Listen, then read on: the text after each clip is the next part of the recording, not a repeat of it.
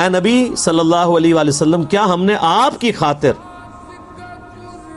آپ کا سینہ کشادہ نہیں کیا؟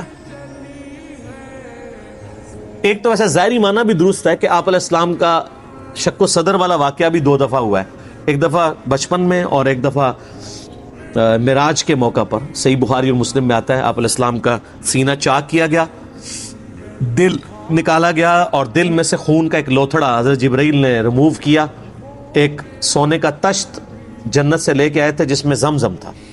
آپ زمزم کی امپورٹنس دیکھیں کہ برتن سونے کا جنت سے ہے، لیکن پانی جس میں حضور کا دل دھویا گیا ہے وہ زمزم ہی ہے۔ پوائنٹ ٹو بی نوٹڈ، جنت سے پانی نہیں آیا، یہ زمزم کا پانی۔ پھر آپ علیہ السلام کا سینہ مبارک سی دیا گیا اور صحابہ کہتے ہیں ہم نے سلائی کے نشان آپ کے جسم پہ دیکھے ہیں۔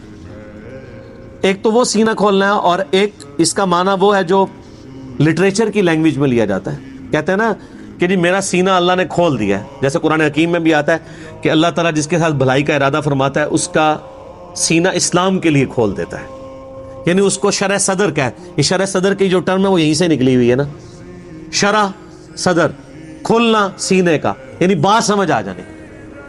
یہی حضرت موسیٰ علیہ السلام کی دعا جو ہے رب اشرح لی صدری، اے اللہ میرا سینہ کھول دے، ویسر لی امری، میرے معاملات کو، میرے کاموں کو میرے لیے آسان کر دے، واحلل عقدۃ من لسانی، میری زبان کی لکنت کھول دے، یفقہوا قولی، تاکہ لوگ میری بات سمجھیں۔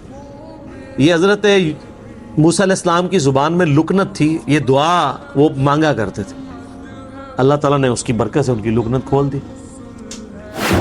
یہ آج بھی دعا بڑی افیکٹو ہے، اس لیے آپ دیکھیں جب بھی ہم تقریر سٹارٹ کرتے ہیں کوئی بھی بیان تو اس کے سٹارٹ میں یہ پڑھتے ہیں دعا۔ اس دعا میں صرف اپنی زبان کی روانگی نہیں مانگی گئی ہے بلکہ اگلوں کے بھی دماغ میں میری بات آ جائے۔ آپ تو بڑا اچھا بول رہے ہیں، سامنے والے کو سمجھ ہی کوئی نہیں آ رہی، یفقہوا قولی، میری بات بھی سمجھ آئے ان کو، یہ نہ میں بات کوئی اور کر رہا ہوں الٹ سمجھ آ رہی ہو۔ یہ بھی ہو جاتا ہے بعض اوقات لوگ بات ایسی کر رہے ہوتے ہیں بالکل الٹ سمجھ آ رہی ہوتی ہے۔ اللہ کی تائید نہ ہونا تو ایسے ہی ہوتا ہے۔ آپ لوگوں کے سنیں عجیب و غریب لوگ باتیں کر رہے ہوتے ہیں، ویسے تو باتیں بھی عجیب کرتے ہیں کہ علماء کی بات نہ ان کا سر ہوتا ہے نہ پاؤں، صحیح بھی بات کریں نا بعض اوقات وہ بات کے پیچھے عظیمت نہیں ہوتی کہ آگے بات سمجھ بھی آئے، لیکن بعض لوگوں کو اللہ تعالیٰ نے اتنی عظیمت دی ہے۔ مثلا میں آپ کو مولانا اسحاق صاحب کی بات کرتا ہوں رحمہ اللہ تعالیٰ۔ مولانا اسحاق صاحب کی آپ کوئی ویڈیو سن لیں، کوئی کلپ سن لیں، ایک ریڑے والے کو سنا دیں، ایک ڈاکٹر کو سنا دیں، ایک انجینئر کو سنا دیں، وہ سارے ایک بار اششکار اٹھیں گے، یار بابا بول رہے کہ تو ہے۔ یہ اللہ کی عظیمت ہے ان کے ساتھ کہ ان کی بات سمجھ آتی ہے۔ ایسے وہ جناب ایک ایک جملہ لگتا ہے، یہ تو بندہ یعنی دیکھ کے بھی پڑھے نا تو اس طرح کے الفاظ کا چناؤ نہیں ہوگا وہ جو فی البدی بولتے تھے، چاہے وہ پنجابی بول رہے ہو یا اردو بول رہے ہو۔ یہ اللہ کی عظیمت ہوتی ہے، تو اس لیے یہ دعا مانگی جاتی ہے کہ اللہ میرا بھی سینہ کھول دے، میری زبان کی لکنت بھی کھول دے تاکہ میری بات لوگوں کو سمجھ آئے۔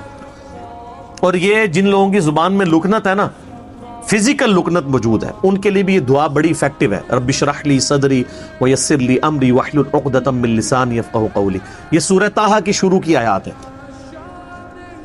تو نبی علیہ السلام کے لیے بھی آیا کہ ہم نے آپ کا سینہ نہیں کھول دیا۔ وَوَضَعْنَا عَنْكَ وِزْرَكَ، اور ہم نے آپ سے بھاری بوجھ اتار دیا، الَّذِي أَنْقَضَ ظَهْرَكَ، وہ بوجھ جس نے آپ کی پیٹھ کو بوجھل کر رکھا تھا۔ وہ بوجھ کون سا ہے؟ دعوت و تبلیغ کا۔ بڑی ٹینشن آپ نے لی کہ ظاہر ہے کہ میرے ذمے پہ بڑی ذمہ داری ہے میرے کندھوں پر، جو بخاری مسلم میں حدیث ہے آپ علیہ السلام پہ پہلی وحی نازل ہوئی، سیدہ خدیجہ سلام اللہ علیہا کے پاس آئے اور کہا مجھے جو ہے وہ کمبل اڑا دو، اور کب کبھی طاری ہوگی کہ اتنی بڑی ذمہ داری ہے میرے اوپر۔ تو حضرت خدیجہ نے کیا کہا کہ اللہ تعالیٰ کبھی آپ کو بے یار و مددگار نہیں چھوڑے گا، آپ مہمان نوازی کرتے ہیں، غریبوں کے کام آتے ہیں، حاجت مندوں کی حاجت پوری کرتے ہیں، تو اللہ بھی آپ کی حاجت پوری کرے گا۔ اور وہ سارا کچھ آ گیا، دیکھ لیں اللہ نے فرمایا الم یجدک یتیما فآویٰ ووجدک ضالا فہدیٰ ووجدک عائلا فاغنیٰ، یہ سب کچھ اللہ نے پھر کیا نا۔ تو پھر اللہ تعالیٰ نے آپ کو مخلص ساتھی دیے جنہوں نے آپ کے ساتھ ہر مشکل وقت میں کھڑا ہوئے۔ ظاہر بوجھ اسی وقت ہلکا ہوتا ہے نا جب آپ کے ہاتھ بٹانے والے لوگ ہو جائیں۔